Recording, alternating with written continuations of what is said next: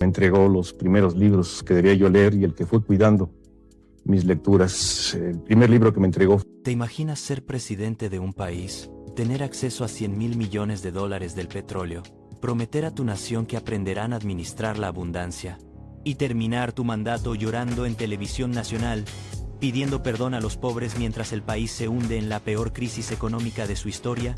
Eso le pasó a uno de los presidentes más polémicos y controversiales de México, un hombre que construyó mansiones millonarias con dinero del erario, que nombró a 73 familiares en puestos clave del gobierno, que tuvo un romance escandaloso con una vedette yugoslava 24 años menor que él, y que pronunció la frase que lo perseguiría hasta su muerte: defenderé el peso como un perro. Hoy te voy a contar la historia completa de José López Portillo, el mandatario que pasó de la abundancia al desastre, dejando a México en bancarrota. Prepárate, porque lo que estás a punto de descubrir te va a sorprender.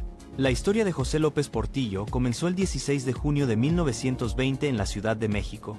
Nació en el seno de una familia de políticos e intelectuales con un linaje impresionante. Sus antepasados paternos procedían de la pequeña localidad española de Caparroso en Navarra, algo de lo que presumía con frecuencia durante su vida. Su abuelo, José López Portillo y Rojas, fue un distinguido escritor y político que llegó a desempeñarse como diputado federal, senador, gobernador de Jalisco y secretario de Relaciones Exteriores durante la presidencia de Victoriano Huerta. También fue miembro y director de la Academia Mexicana de la Lengua, lo que demuestra el peso cultural e intelectual que tenía la familia. José López Portillo creció rodeado de libros, política y ambiciones. Desde muy joven mostró una inteligencia destacada y una habilidad especial para la oratoria.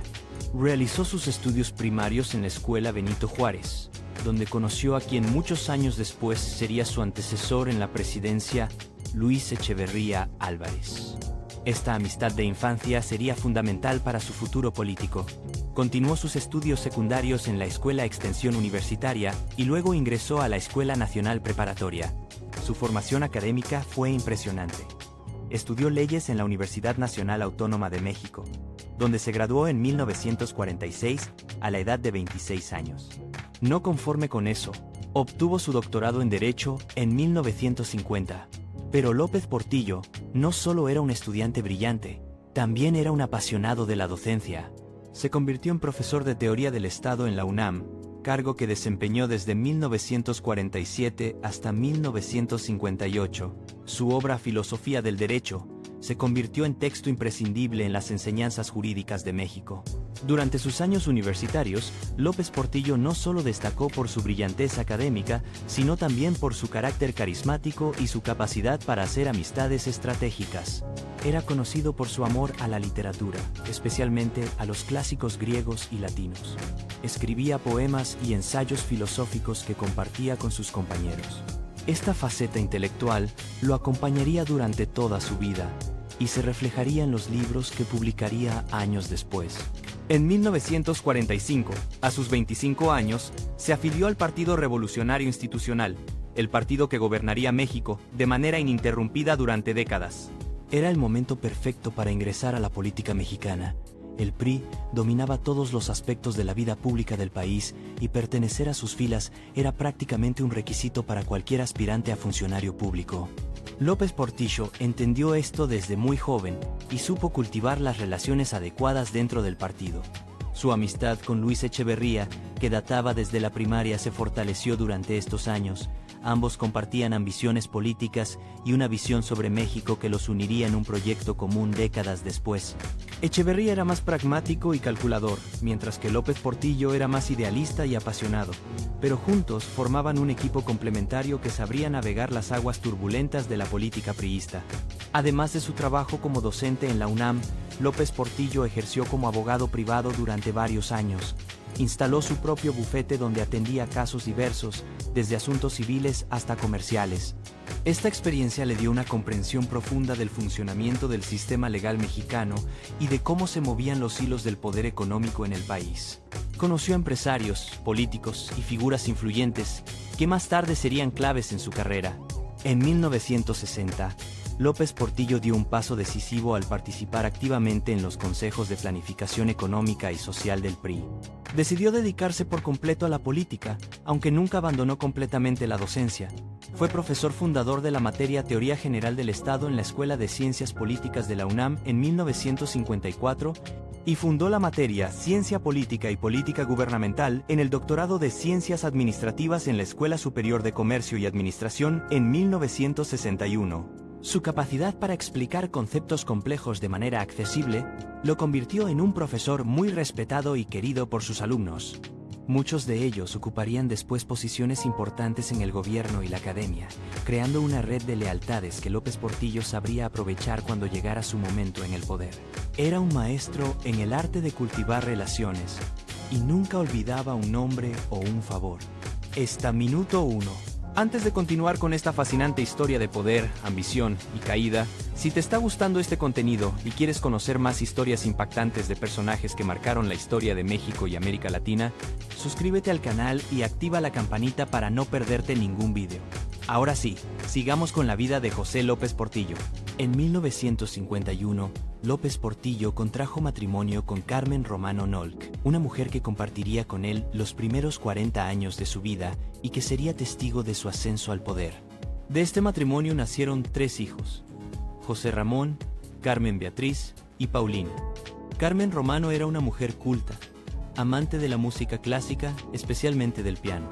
Su imagen pública era la de una primera dama elegante y refinada, pero detrás de esa fachada se escondían secretos que saldrían a la luz años después. La carrera política de López Portillo comenzó formalmente en 1959, cuando participó en la formulación del plan de gobierno del candidato priista Adolfo López Mateos. En 1960 ingresó a la Secretaría del Patrimonio Nacional como asesor del oficial mayor y luego como director general de las Juntas Federales de Mejoras Materiales. A partir de ahí, su ascenso fue meteórico. Trabajó en diversos cargos dentro del gobierno y el Partido Revolucionario Institucional, al que pertenecía desde 1945. Uno de los momentos más importantes de su carrera fue cuando fundó el doctorado en Ciencias Administrativas de la Escuela Superior de Comercio y Administración del Instituto Politécnico Nacional en 1961. Su capacidad intelectual y su habilidad para las relaciones políticas lo fueron posicionando cada vez más cerca del poder. Trabajó en la Comisión Federal de Electricidad, ocupó cargos en la oficina de la presidencia y finalmente, en 1973, su amigo de la infancia Luis Echeverría, quien ya era presidente, lo nombró secretario de Hacienda y Crédito Público. Como secretario de Hacienda, López Portillo reformó el sistema tributario mexicano, incrementando sustancialmente los ingresos del gobierno. Introdujo cambios significativos en la organización y funcionamiento de la administración tributaria. Estableció administraciones fiscales regionales, modificó la ley de instituciones de crédito para impulsar el sistema bancario y reformó la ley del mercado de valores. Su gestión fue vista como eficiente y moderna, lo que lo posicionó como el candidato ideal para suceder a Echeverría en la presidencia.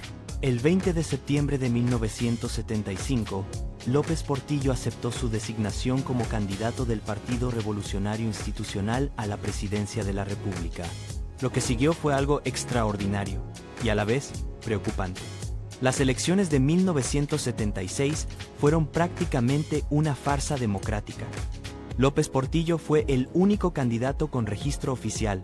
Su único adversario político fue Valentín Campa, cuyo partido no tenía registro. El resultado fue predecible. López Portillo ganó con el 68% del padrón a su favor, lo que en la práctica significaba que no hubo verdadera competencia.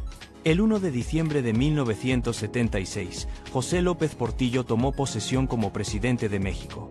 Tenía 56 años y llegaba al poder en un momento crítico. El país estaba polarizado y en desorden tras la administración caótica de Luis Echeverría. En su discurso de toma de posesión, López Portillo pronunció palabras que en un principio le ganaron apoyo y confianza. Hagamos una tregua inteligente para recuperar nuestra serenidad y no perder el rumbo. Podemos hacer de nuestra patria un infierno o un país donde la vida sea buena. Enseguida, en un momento que muchos calificaron como emotivo y otros como teatral, pidió perdón a los desposeídos y marginados por el fracaso del Estado en sacarlos de su postración. Su proyecto de gobierno se dividía en 3 partes ambiciosas: 2 años de recuperación, 2 de consolidación y 2 de crecimiento acelerado. Todo parecía prometedor, pero lo que nadie imaginaba era que el destino le tenía preparada una sorpresa que cambiaría completamente el rumbo de su presidencia y de México. El descubrimiento de enormes yacimientos de petróleo. En 1977 y 1978, se descubrieron nuevos yacimientos petroleros en Chiapas, Tabasco y especialmente en la rica sonda de Campeche. México se catapultó como uno de los primeros exportadores de crudo del mundo. El país recibió aproximadamente $100,000 millones por excedentes petroleros entre 1978 y 1981. El Producto Interno Bruto se elevó a un 8% anual y la tasa de desempleo se redujo en un 50%. México vivía el llamado boom petrolero, y López Portillo se sentía como un rey Midas. Fue entonces cuando pronunció la frase que definiría su visión económica. México, país de contrastes, ha estado acostumbrado a administrar carencias y crisis. Ahora, con el petróleo en el otro extremo, tenemos que acostumbrarnos a administrar la abundancia. El optimismo era desbordante. López Portillo llegó a declarar con total seguridad: soy la última oportunidad de la revolución. Su ego crecía al mismo ritmo que los ingresos petroleros. El descubrimiento de los yacimientos petroleros transformó completamente a México.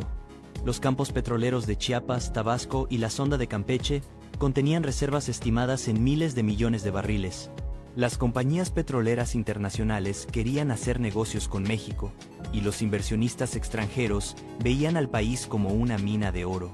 El optimismo era tal que muchos analistas predecían que México se convertiría en una potencia económica en pocos años. López Portillo aprovechó este momento para expandir dramáticamente el aparato estatal. Creó nuevas secretarías de Estado, entre ellas, la Secretaría de Programación y Presupuesto, que sería clave en la administración de los recursos petroleros. También estableció la Secretaría de Turismo y la Secretaría de Asentamientos Humanos y Obras Públicas. Cada nueva secretaría significaba más puestos para repartir entre sus allegados y más presupuesto para manejar. El presidente viajó por el mundo como una estrella de rock. Visitó países de Europa, Asia y América. Fue recibido por reyes, primeros ministros y presidentes.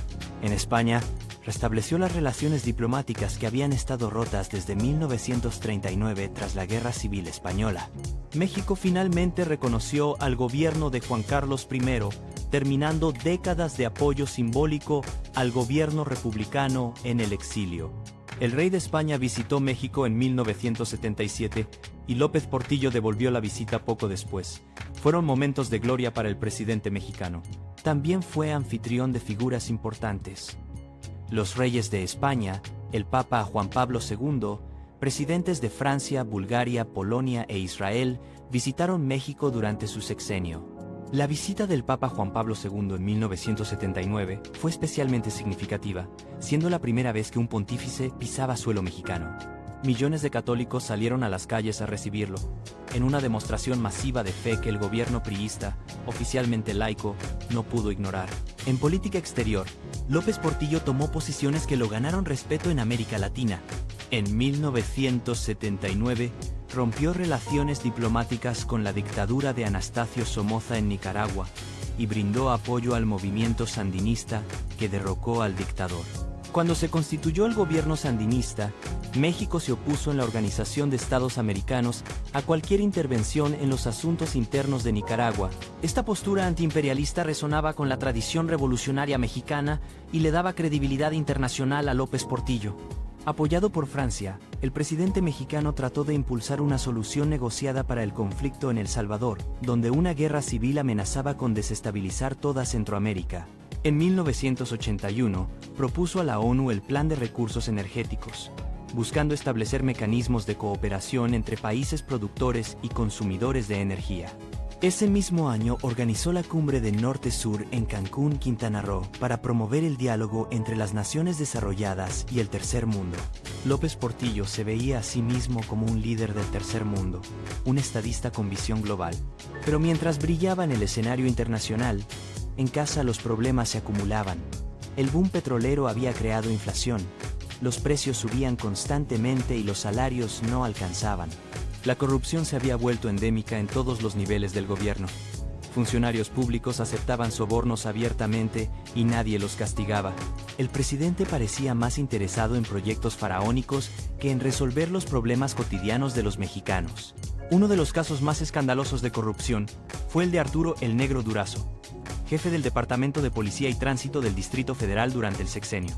Durazo era amigo personal de López Portillo desde la infancia, y el presidente lo protegió a pesar de las acusaciones cada vez más graves en su contra. Durazo construyó una mansión conocida como el Partenón, una copia del templo griego que incluía casino, discoteca, campo de tiro y hasta una pista de aterrizaje para avionetas. Todo pagado con dinero de la policía capitalina. Las denuncias contra Durazo incluían tortura, asesinatos extrajudiciales, narcotráfico y extorsión, pero López Portillo hacía oídos sordos. «Es mi amigo», decía simplemente cuando le preguntaban por qué no actuaba contra él. Esta lealtad ciega hacia sus allegados, sin importar qué tan corruptos o criminales fueran, caracterizó todo su sexenio. El mensaje era claro: si eras parte del círculo íntimo del presidente, eras intocable. La administración López Portillo adquirió empresas privadas con dinero del erario sin ninguna justificación económica clara. Compró participaciones en empresas como el Palacio de Hierro y acciones de Bimbo. Nadie entendía por qué el gobierno mexicano necesitaba ser dueño de tiendas departamentales o panaderías, pero la lógica detrás de estas adquisiciones no era económica sino política: repartir las posiciones directivas entre allegados al régimen. Pero detrás de las promesas grandilocuentes y los discursos optimistas, se estaba gestando un desastre monumental. El gobierno, obnubilado por las ganancias del petróleo y la euforia de los mercados, cometió errores garrafales. Tramitó con la banca extranjera una pléyade de préstamos de manera irreflexiva para sufragar la exploración e infraestructura de explotación de los depósitos petroleros. Puso en marcha proyectos de desarrollo condenados al fracaso por su pomposidad y mala preparación. La Alianza para la Producción, el Plan Nacional de Zonas Deprimidas y Grupos Marginados, el Sistema Alimentario Mexicano y el Plan Global de Desarrollo. López Portillo fomentó una burocracia obesa al crear nuevas secretarías de Estado y multitud de organismos. El gobierno adquirió y participó en más de 500 empresas, lo que junto a una corrupción galopante terminó no solo por reducir a cero los excedentes del petróleo, sino por multiplicar la deuda externa de manera alarmante. México apostó todo su futuro al petróleo, y cuando los precios comenzaron a caer, el castillo de naipes se vino abajo. Mientras el país se endeudaba peligrosamente, López Portillo y su familia vivían en una opulencia escandalosa.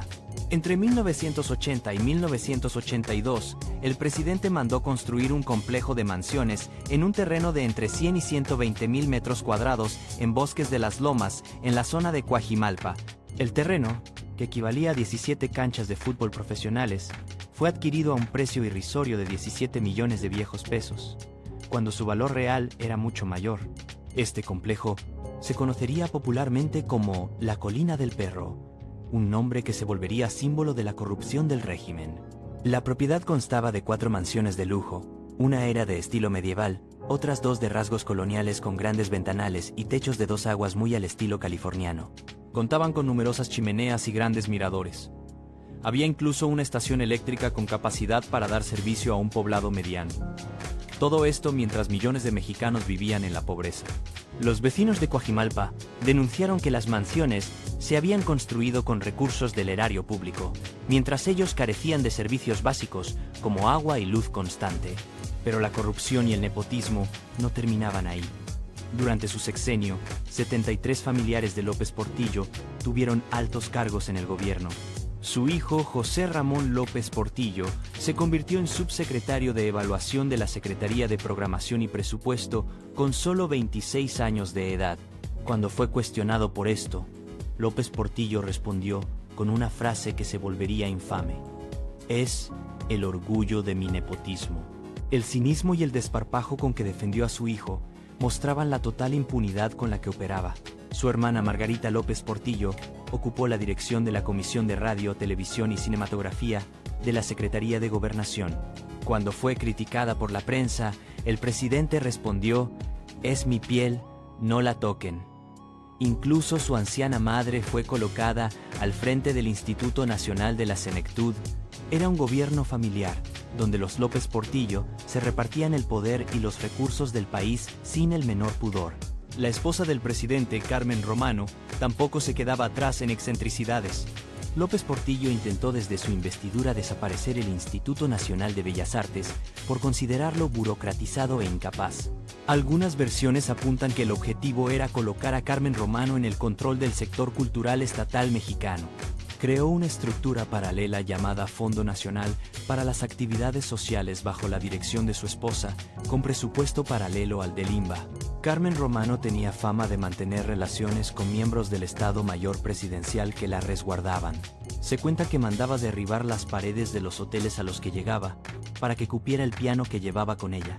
Su comportamiento era errático y caprichoso, y en una ocasión memorable, en el piano de Mozart se atrevió a tocar Los Changuitos, lo que fue visto como una falta de respeto a la alta cultura que supuestamente representaba.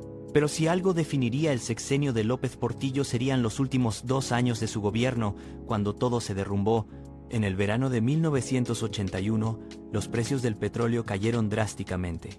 La sobreoferta de los países productores y el ahorro de energía de los países consumidores provocaron el desplome de los precios del combustible, que arrastró en su caída a la economía nacional petrolizada.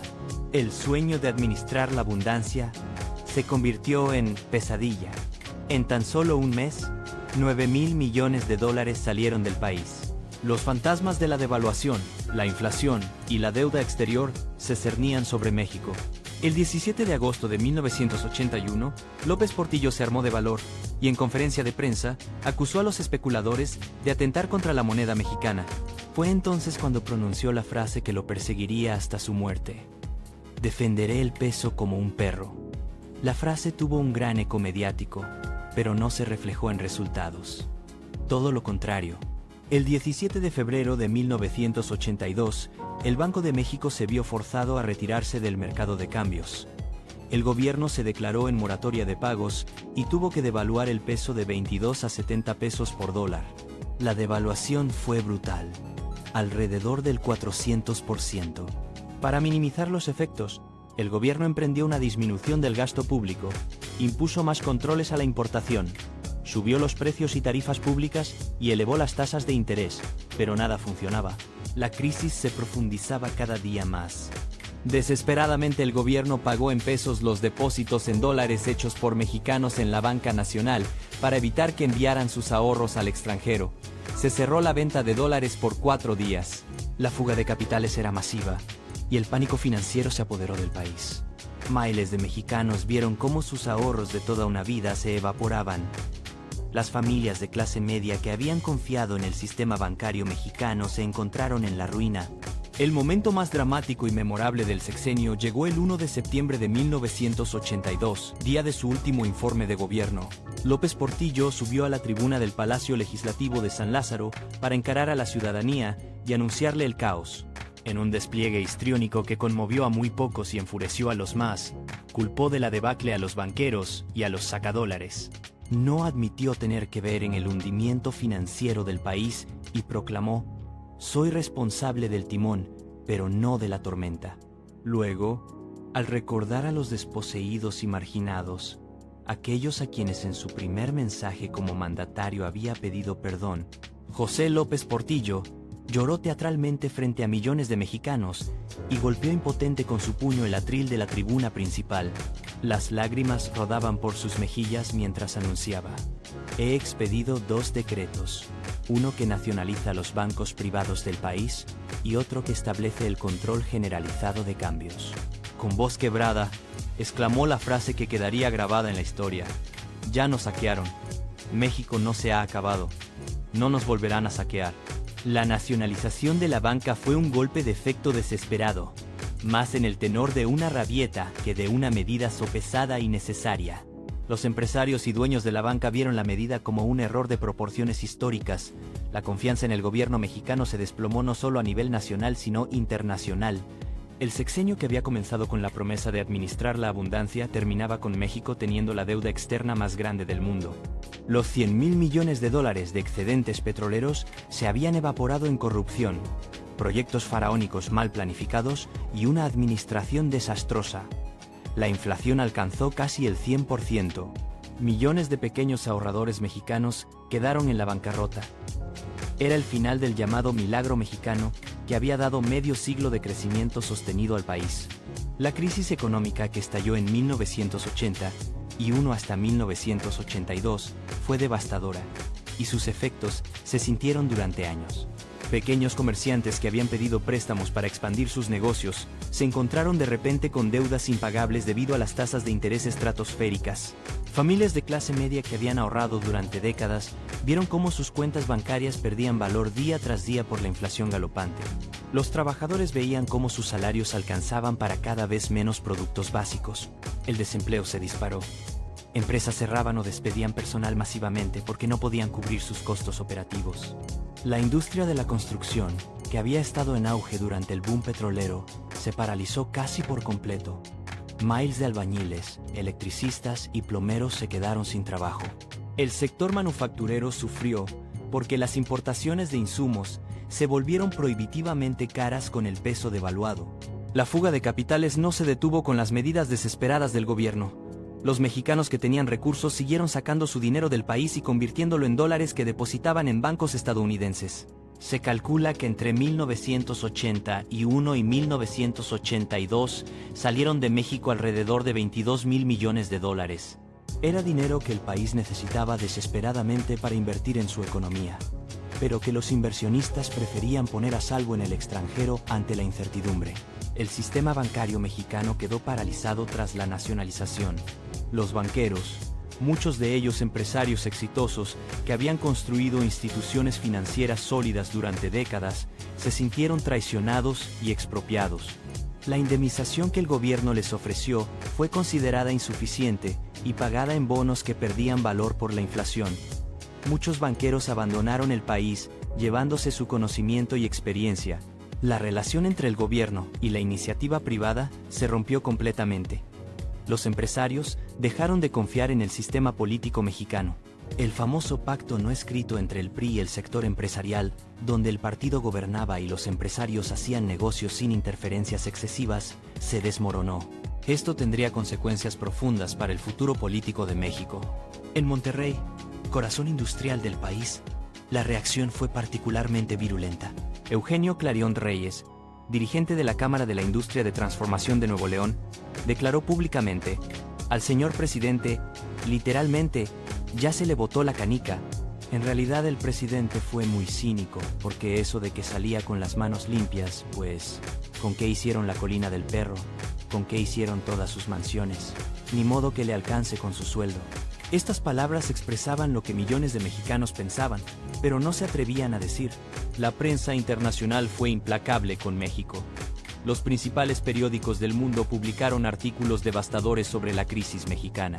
The New York Times, The Wall Street Journal, Financial Times y otros medios de prestigio alertaban a los inversionistas sobre los riesgos de hacer negocios con México. La calificación crediticia del país se desplomó. México se convirtió en sinónimo de riesgo financiero y mala gestión gubernamental. El Fondo Monetario Internacional intervino para rescatar a México, pero a cambio impuso condiciones durísimas. Exigió recortes al gasto social, eliminación de subsidios, privatización de empresas estatales y apertura comercial.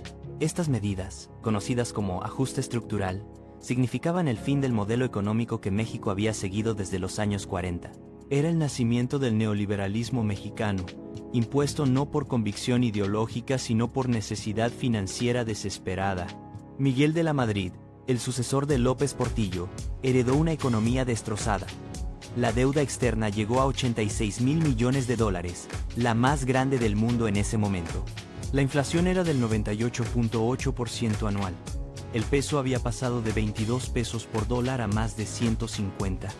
El Producto Interno Bruto había caído estrepitosamente. El desempleo era masivo. México estaba técnicamente en bancarrota. De la Madrid tuvo que implementar políticas de austeridad brutal. Recortó drásticamente el gasto público, eliminó programas sociales, congeló salarios y empezó la venta de empresas paraestatales. Fueron años conocidos como la década perdida, porque México no creció económicamente durante casi 10 años. Una generación entera de mexicanos vio frustradas sus aspiraciones de progreso por las consecuencias de la crisis López Portillista. La emigración hacia Estados Unidos se disparó. Cientos de miles de mexicanos cruzaron la frontera buscando trabajo y oportunidades que ya no existían en su país. Pueblos enteros se vaciaron de hombres jóvenes que se iban al norte para poder mantener a sus familias. Las remesas que enviaban desde Estados Unidos se convirtieron en un sostén crucial para la economía mexicana, pero a costa del desarraigo y la separación familiar. El sector educativo sufrió recortes severos. Las universidades públicas vieron reducidos sus presupuestos dramáticamente. Los salarios de los profesores se estancaron y miles de académicos talentosos emigraron a universidades extranjeras que les ofrecían mejores condiciones. La investigación científica prácticamente se paralizó por falta de recursos. Una generación de jóvenes mexicanos vio limitadas sus oportunidades educativas por la crisis. El sistema de salud pública también fue golpeado. Los hospitales carecían de medicamentos básicos. El equipo médico no se actualizaba. Los doctores y enfermeras trabajaban en condiciones precarias. La mortalidad infantil aumentó. Enfermedades que estaban bajo control volvieron a aparecer. Los pobres, que dependían completamente del sistema público de salud, fueron los más afectados. La clase media mexicana, que había crecido sostenidamente durante el milagro mexicano de las décadas anteriores, sufrió un golpe devastador. Familias que habían logrado comprar casa, coche y enviar a sus hijos a buenas escuelas, se vieron de repente en aprietos económicos. Muchos perdieron sus casas porque no pudieron pagar las hipotecas. Otros tuvieron que sacar a sus hijos de escuelas privadas y mandarlos a públicas. El sueño de movilidad social ascendente se convirtió en pesadilla de empobrecimiento. Políticamente, la crisis abrió espacios para la oposición. El PRI, que había gobernado sin contrapesos reales durante décadas, empezó a ser cuestionado seriamente. Surgieron movimientos ciudadanos exigiendo democracia real y rendición de cuentas. La corrupción ya no era vista como inevitable, sino como inaceptable. Las elecciones empezaron a ser más competidas. El sistema político mexicano comenzó un proceso de transformación que culminaría décadas después con la alternancia en el poder. Los últimos meses en el poder fueron particularmente difíciles para López Portillo. Su vida personal también se desmoronaba. En 1984, ya fuera del cargo, conoció en Sevilla, España, a una mujer que cambiaría su vida. Sasha Montenegro, una actriz y vedette yugoslava de 38 años que se había convertido en una de las mujeres más hermosas del espectáculo mexicano. López Portillo tenía 64 años y seguía casado con Carmen Romano cuando inició su romance con la actriz. El encuentro fue casual durante la Semana Santa. Sasha Montenegro recordaría años después. Estaba en las calles de Sevilla y estaban estas procesiones que hacen. De pronto oigo que me dicen Sasha. Volteo y lo veo al señor y me dice, ¿qué hace usted aquí? Y le dije, no, ¿qué hace usted aquí, señor? No fue amor a primera vista, según confesó la actriz, pero quedó impactada por la presencia del expresidente. No era un hombre que dijeras guapo, pero era un señorón con mucha presencia, con una gran personalidad, obviamente con una gran cultura. Era un hombre encantador. El romance se hizo público y causó un escándalo mayúsculo en México. López Portillo seguía casado cuando en 1985 Sasha dio a luz a su primera hija, Nabila. El embarazo, según aceptó la actriz, fue por accidente. La diferencia de edad era de 24 años, y la relación enfrentó la oposición feroz de la familia López Portillo, especialmente de su hermana Margarita, quien siempre estuvo en contra de todas las mujeres que se acercaban a su hermano. En 1987 nació Alexander, el segundo hijo de la pareja. Finalmente, en 1991, después de que López Portillo se divorciara de Carmen Romano tras 40 años de matrimonio, él y Sasha se casaron por lo civil. Fue una relación muy difícil porque siempre estuvo esta familia en contra, confesaría Sasha años después. En México, el ser presidente de la República era ser un rey, pero un rey por 6 años porque después lo decapitaban.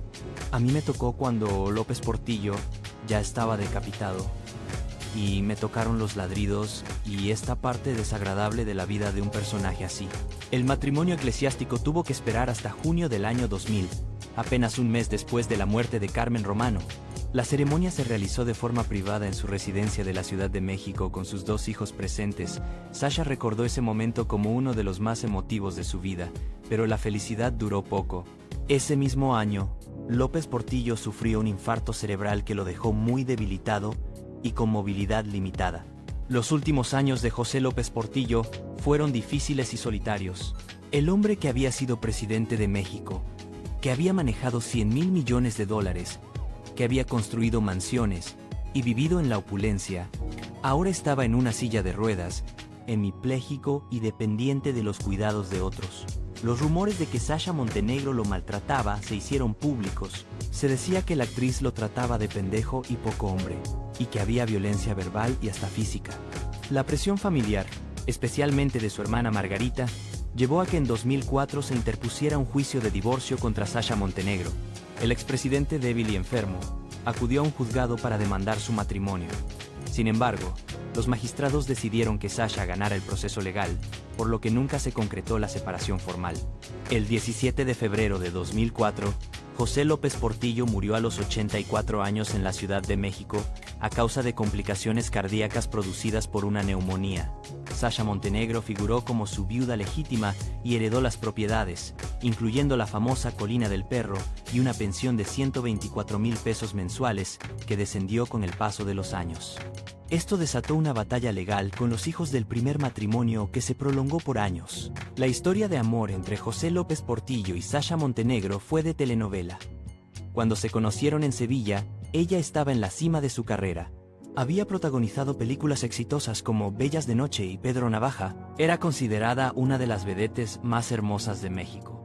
Y había causado sensación con un desnudo de 30 segundos en una película. Algo muy audaz para la época. Era polémica, bella y famosa. Exactamente el tipo de mujer que atraería a un expresidente con ego inflado. Su primer encuentro fue breve pero impactante. Después de ese día en Sevilla se volvieron a encontrar en Roma. Montenegro recuerda que disfrutaba las conversaciones con López Portillo por su nivel cultural. Él le hablaba de filosofía, literatura, historia del arte. Era un conquistador experimentado que sabía cómo impresionar a una mujer. Ella quedó fascinada no por su físico, como confesaría después, sino por su presencia imponente y su cultura. El embarazo de Nabila en 1985 fue el momento en que el romance dejó de ser secreto y se convirtió en escándalo público. López Portillo todavía estaba casado con Carmen Romano, y el divorcio en México era un proceso complicado y estigmatizante, especialmente para figuras públicas. La prensa amarillista tuvo un festín con la noticia. Las revistas de espectáculos publicaban fotos de Sasha embarazada junto a artículos especulativos sobre la relación. La sociedad mexicana conservadora condenaba abiertamente la situación. Carmen Romano, por su parte, mantuvo un perfil bajo pero digno. Llevaba décadas como esposa del político y había soportado humillaciones anteriores. Se rumoreaba que López Portillo había tenido otras aventuras durante su matrimonio, incluida una con Rosa Luz Alegría, quien ocupó la Secretaría de Turismo durante su sexenio. Algunos analistas políticos sugerían que Miguel de la Madrid había colocado estratégicamente a Rosa Luz en una posición cercana a López Portillo, precisamente porque sabía de esa relación y quería tener influencia sobre el presidente.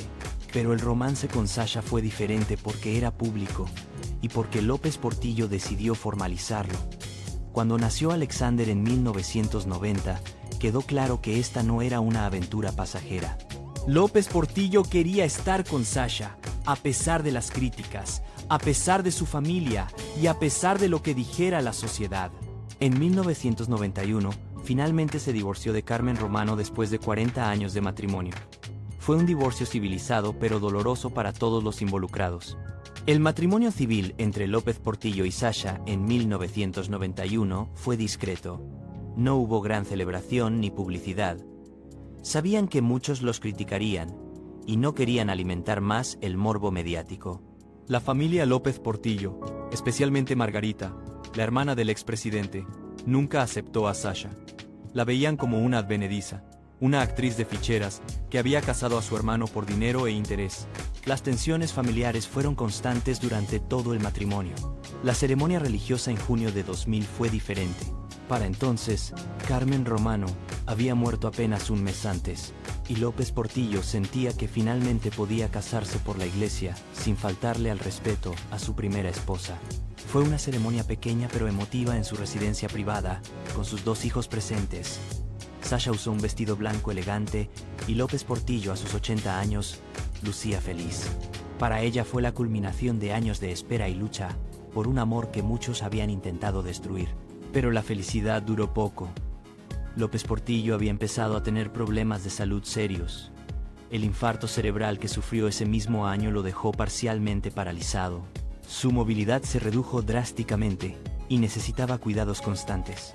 Sasha se convirtió en su cuidadora principal, pero la presión era enorme.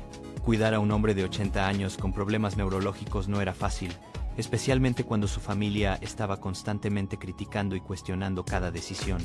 Los rumores de maltrato comenzaron a circular.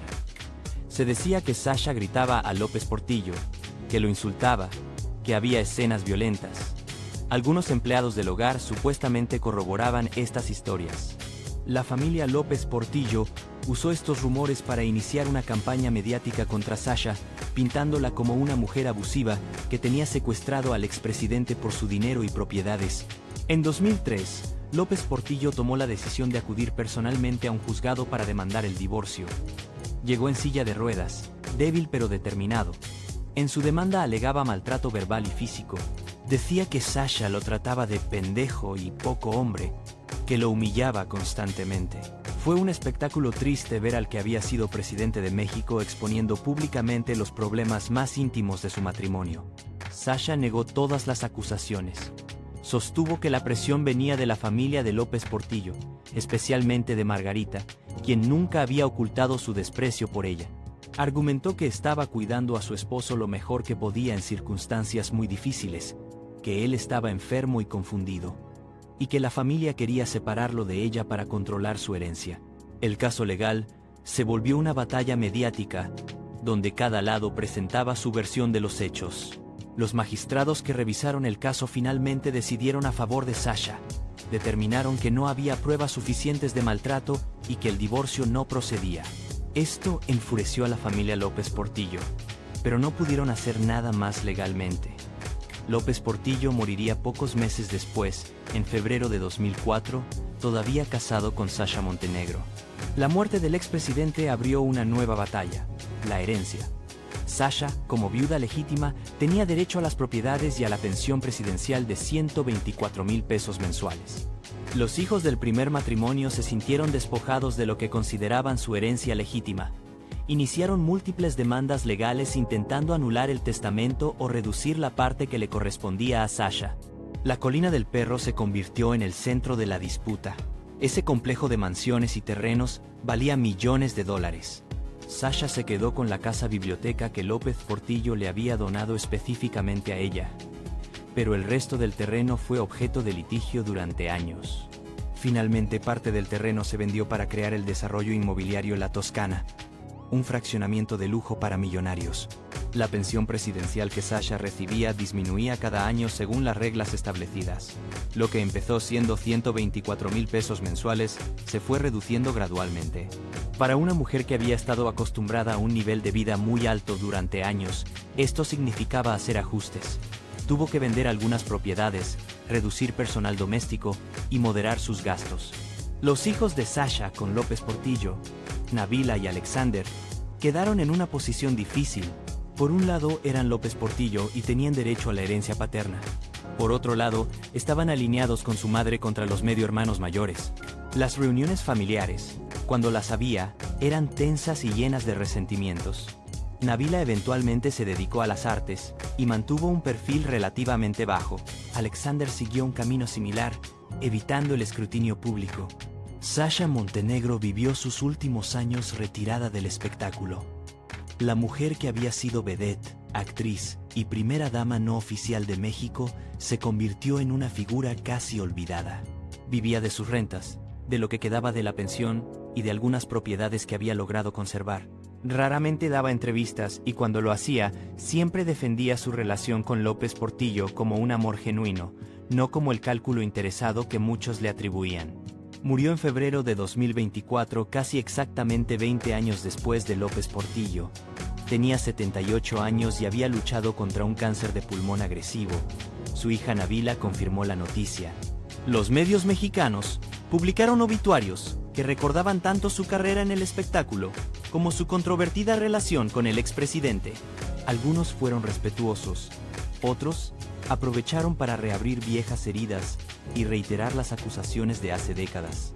La historia de amor entre José López Portillo y Sasha Montenegro fue, en muchos sentidos, emblemática de los excesos y contradicciones de la época. Un expresidente desprestigiado y una vedette ambiciosa, unidos por un amor que para algunos era genuino y para otros era pura conveniencia. Vivieron años de pasión, escándalo, enfermedad y disputa legal. Al final, ambos murieron lejos del esplendor que alguna vez tuvieron, recordados más por la controversia que por cualquier logro positivo. La muerte de López Portillo cerró el capítulo de uno de los presidentes más controversiales en la historia de México. Su legado fue devastador.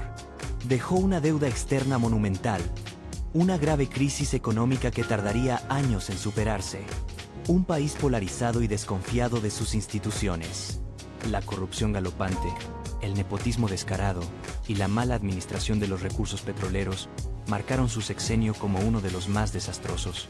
Pero más allá de las cifras económicas, López Portillo dejó frases para la historia que resumen su paso por el poder. Administrar la abundancia, defenderé el peso como un perro, el orgullo de mi nepotismo. Ya nos saquearon, no nos volverán a saquear. Soy responsable del timón, pero no de la tormenta. Cada una de estas frases se convirtió en símbolo de promesas incumplidas, de oportunidades desperdiciadas y de la arrogancia del poder. La colina del Perro sigue en pie hasta el día de hoy, convertida en un desarrollo inmobiliario de lujo y en símbolo permanente de la corrupción de los gobiernos priistas. Algunas de las mansiones se alquilan como sets de cine y televisión. El terreno que López Portillo adquirió a precio preferencial ahora vale millones de dólares y sigue generando beneficios, pero no para el pueblo mexicano que pagó por su construcción con el dinero del erario. Cuando López Portillo salía a restaurantes siendo expresidente, la gente le ladraba. El apodo de El Perro lo persiguió hasta su muerte, recordándole constantemente su promesa incumplida de defender el peso. Muchos mexicanos que perdieron sus ahorros en la crisis nunca le perdonaron. Las generaciones que vivieron su sexenio lo recuerdan como el presidente que lo tuvo todo y lo perdió todo, que prometió abundancia y entregó miseria. La historia de José López Portillo es una lección brutal sobre los peligros del poder absoluto, la corrupción, el nepotismo y la mala administración de los recursos públicos. Es la historia de un hombre inteligente y culto, que llegó a la presidencia con grandes expectativas y la dejó como uno de los mandatarios más odiados y despreciados en la historia moderna de México. Un hombre que apostó el futuro de un país al petróleo y perdió, dejando tras de sí un legado de lágrimas, deudas y promesas rotas. Su sexenio, sumado al de Luis Echeverría, conformó lo que coloquialmente se denominó la docena trágica del populismo mexicano, un juego de palabras que evocaba a la decena trágica de 1913, dos gobiernos que juntos hundieron al país en una crisis sin precedentes y que marcaron el fin de una era en la política mexicana. José López Portillo murió lejos de Sasha Montenegro, rodeado de su familia original, débil y enfermo, como un rey destronado en su propio reino. El hombre que había dicho ser la última oportunidad de la revolución se fue sin ver cumplida ninguna de sus promesas. México tuvo que aprender la lección más dura, que la abundancia mal administrada puede ser tan destructiva como la pobreza, y que el poder sin control ni responsabilidad conduce inevitablemente al desastre. Esta es la historia de José López Portillo, el presidente que lo tuvo todo y lo perdió todo, que prometió defender el peso como un perro pero terminó siendo recordado precisamente con ese apodo. Una historia de ambición desmedida, corrupción sistémica, nepotismo descarado y el precio que paga un país entero cuando sus líderes anteponen sus intereses personales al bien común. Una historia que México nunca debe olvidar. El legado de José López Portillo trasciende las cifras económicas y los escándalos personales. Su sexenio marcó un punto de inflexión en la historia moderna de México. Fue el último presidente que intentó gobernar bajo el modelo del nacionalismo económico que había definido al país desde la Revolución de 1910. Después de él, sus sucesores rían el neoliberalismo, la apertura comercial y la integración con Estados Unidos a través del Tratado de Libre Comercio. La Ley Federal de Responsabilidades de los Servidores Públicos se promulgó el 31 de diciembre de 1982, apenas un día antes de que López Portillo dejara el poder.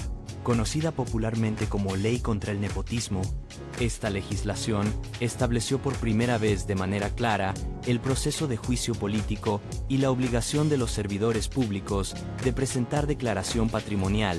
Fue una respuesta directa a los abusos cometidos durante su administración, aunque irónicamente él mismo nunca fue procesado por ninguno de sus actos.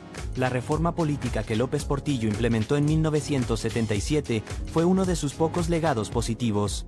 Esta reforma permitió el registro de nuevos partidos políticos y creó el sistema de diputados plurinominales, dando espacio a la oposición en el Congreso.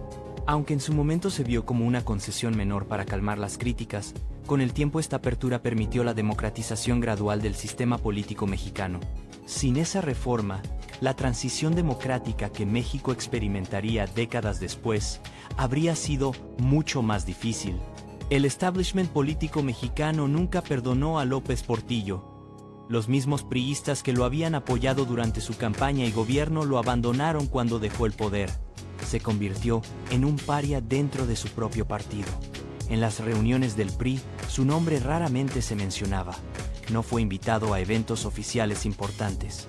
El partido necesitaba distanciarse de él para poder reconstruir su credibilidad ante el electorado. Los empresarios mexicanos, especialmente los del norte del país, desarrollaron un profundo recelo hacia el gobierno federal debido a la experiencia López Portillista. Esto alimentó el crecimiento de partidos de oposición en estados como Nuevo León, Jalisco y Chihuahua. El PAN, Partido Acción Nacional, se benefició enormemente de esta desconfianza empresarial hacia el PRI. Muchos empresarios que tradicionalmente habían sido apolíticos comenzaron a involucrarse activamente en política para evitar que se repitiera un desastre como el de López Portillo. A nivel internacional, la crisis mexicana de 1982 fue vista como un evento sísmico que puso en peligro todo el sistema financiero global. México había sido considerado un país emergente modelo, con estabilidad política y crecimiento económico sostenido. Su colapso repentino generó pánico en los mercados internacionales.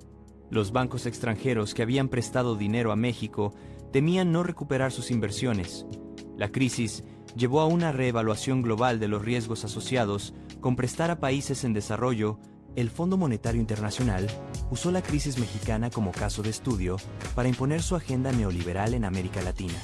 Las recetas del FMI: austeridad fiscal, privatización de empresas estatales, apertura comercial, desregulación financiera, se aplicaron no solo en México sino en Argentina, Brasil, Chile y otros países latinoamericanos que enfrentaban crisis similares.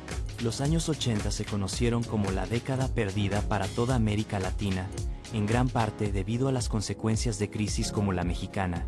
Los académicos y economistas han debatido durante décadas las causas exactas del colapso López Portillista. Algunos argumentan que fue principalmente culpa de factores externos, la caída de los precios del petróleo y el aumento de las tasas de interés estadounidenses. Otros sostienen que fue resultado de una mala administración interna, corrupción, nepotismo, gasto público irresponsable y sobredependencia del petróleo. La mayoría coincide en que fue una combinación de ambos factores, pero que López Portillo tuvo responsabilidad directa por no tomar medidas preventivas cuando aún era posible. El propio López Portillo intentó rehabilitar su imagen en sus últimos años. Publicó sus memorias en 1988 bajo el título Mis tiempos, donde defendía sus decisiones y culpaba a factores externos de la crisis. Escribió novelas como Quetzalcóatl y Don Q, intentando ser recordado como intelectual y escritor más que como político fracasado. Dio algunas conferencias universitarias donde explicaba su visión filosófica del poder y del Estado.